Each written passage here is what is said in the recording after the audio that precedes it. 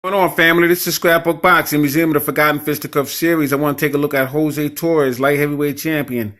Jose Torres took the title away from Willie Pastrano.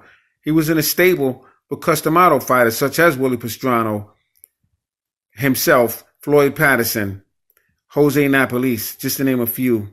So let's take a look at Jose Torres' fight career.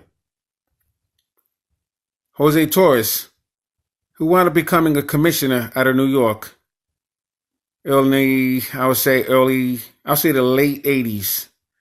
Late 80s, he became a commissioner in New York. But on March 30th, 1965, in Madison Square Garden, a new world light heavyweight champion was crowned when Jose Torres stopped Willie Pastrano in the 9th round. Not since the days of Pedro Martinez, Cisco Escobar, and Jose Basora, very good fighters, had a boxer from Puerto Rico captured the hearts of his people as did Torres. Jose, a native of Playa Ponce, resides both in his native country and in New York. So he had dual citizenship.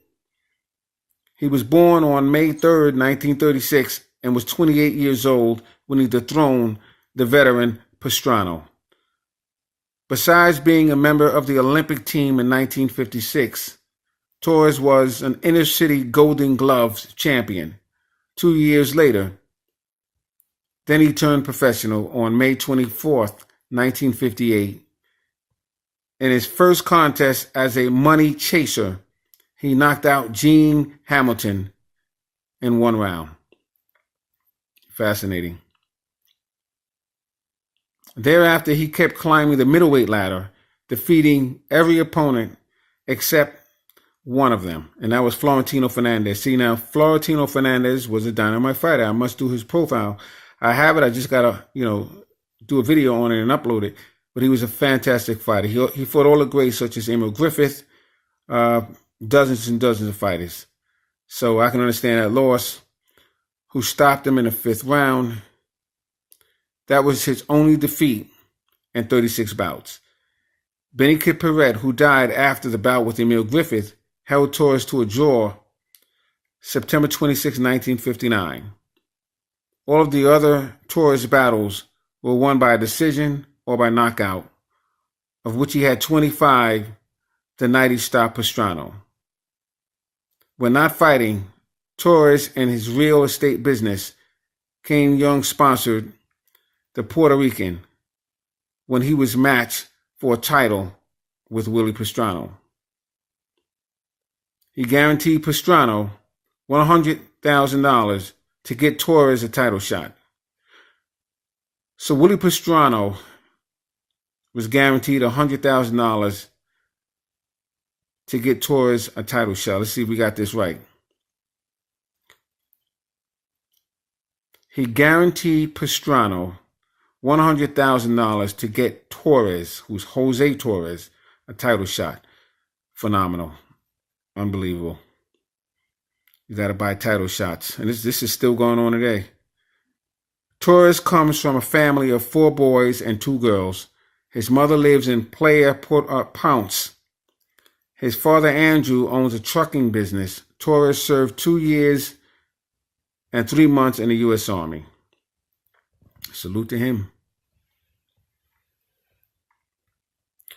Birth date, May 3rd, 1936. Date of death, January 19, 2009. Birthplace, Playa Ponce, Puerto Rico. Nickname, Chicu. Somebody please tell me if I said that right in my comment section. And tell me what that means in English. I'd appreciate it. He weighed... his weight class was middleweight and light heavyweight. Professional record 41-3-1 with 29 knockouts.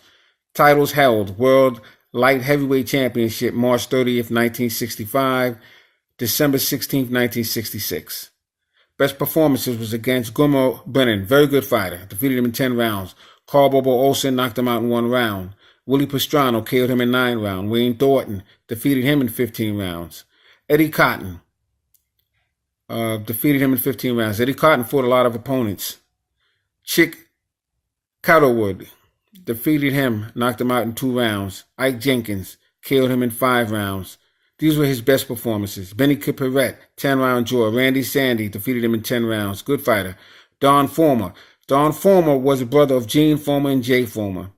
Don Former was a very good fighter himself. Defeated him in 10 rounds. Jose Gonzalez defeated him in 10 rounds. And Frankie Oliver KO'd him in 5 rounds.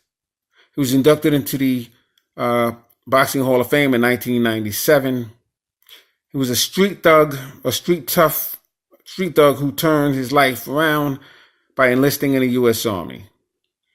He was discovered boxing, won several inter-service amateur titles while in the Army.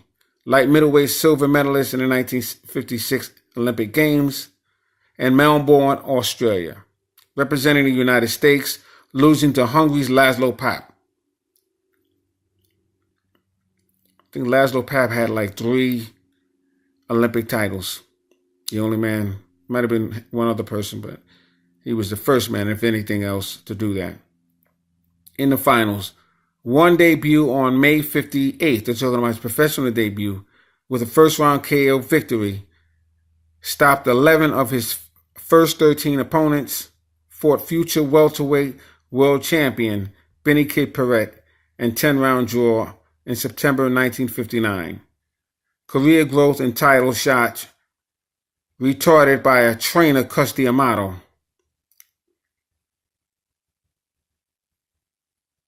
Suffered his first career defeat to Florentino Fernandez. Like I said, Florentino Fernandez was a dynamite fighter. May 3rd, 1963. Rebound with an 8-fight winning streak. Began the streak 10-round decision over contender Don Former. Very good fighter, as I said. Comes from a fighting family. In October 1963. First round KO victory over Carl Bobo Olsen in November at 64. Set up light heavyweight title bout. Became first Hispanic to win the World Light Heavyweight Championship. He stopped Willie Pastrana in the 9th round on May 1965. Made 3 successful title defenses against Thornton, Cotton, and Clanderwood. Title reign ended with a unanimous decision loss to Dick Tiger. I think we went over that when we went over Dick Tiger's profile. Type in Dick Tiger and Scrapbook Boxing, and that fight will come up. In December 1966, he lost the rematch to Tiger by a split decision in May 1967. Closed the career by stopping Charlie Green. Charlie Green was a good middleweight, and then he decided to go up to light heavyweight and try that division. In 2 rounds in July 1969. He perfected Custy Amato's peekaboo style with hands held high. And of course, Mike Tyson adapted that style along with Floyd Patterson. Effective combination punchers. Remained heavily involved in boxing after retirement. Served as the New York State Athletic Commissioner from 84 to 88. Okay, so it was 84 and 88. He authored The Sting Like a Bee. It was a biography of Muhammad Ali, and A Fire of Fear. That was about Mike Tyson. A lot of people was upset about that because he aired Mike Tyson's dirty laundry, but hey, trying to get paid, right? Died January 19th, 2009. Rest in peace to him. At the age of 72 of a heart attack at his home in Ponce, Puerto Rico. So salute to Jose Torres. Very good fighter. Light heavyweight champion. As you saw, first Puerto Rican fighter to win a light heavyweight title. And I must enter him in my Museum of the Forgotten Fisticuffs series. Because of the fighters he fought, he did hold a title. And not all fighters who hold titles get into this Museum of the Forgotten Fisticuffs series. But because of the fighters that he fought, and he was an Olympic runner-up and everything else. So salute to Jose Torres. This is Scrapbook Boxing, Museum of the Forgotten Fisticuffs series. I just entered him. Salute to my subscribers.